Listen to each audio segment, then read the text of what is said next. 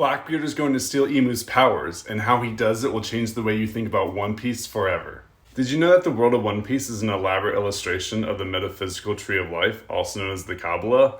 It's true. The Kabbalah is an alchemical diagram illustrating both the creation of the universe as well as the path to individual ascension.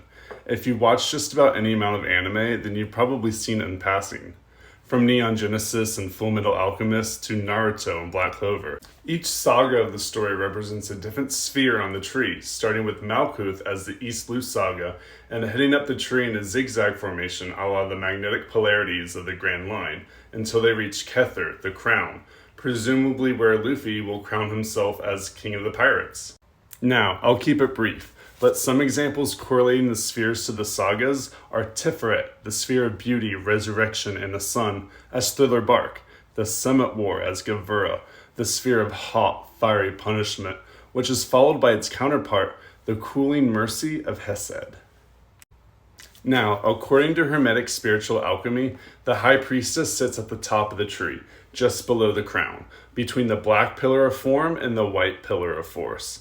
Emu is clearly a sort of homage to the High Priestess, both in appearance and theme. The High Priestess knows everything, just as Emu appears to have sight beyond mere sight.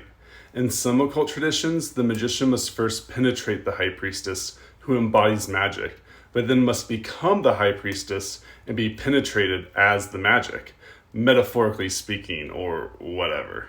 Now, I believe that, at least power-wise, Luffy has already achieved the power of Kether, if not yet the status and recognition, when he self-resurrected as Gear 5 Sun God Nika.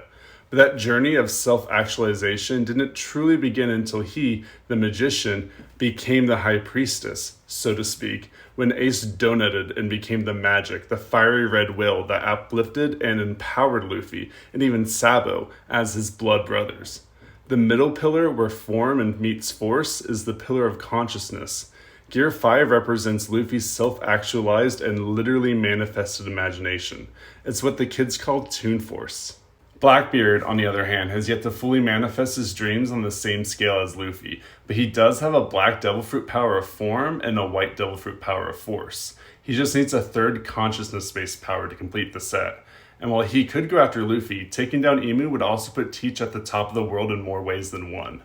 Do you think Emu will be the final boss or just the red herring to hype up the fight against Blackbeard?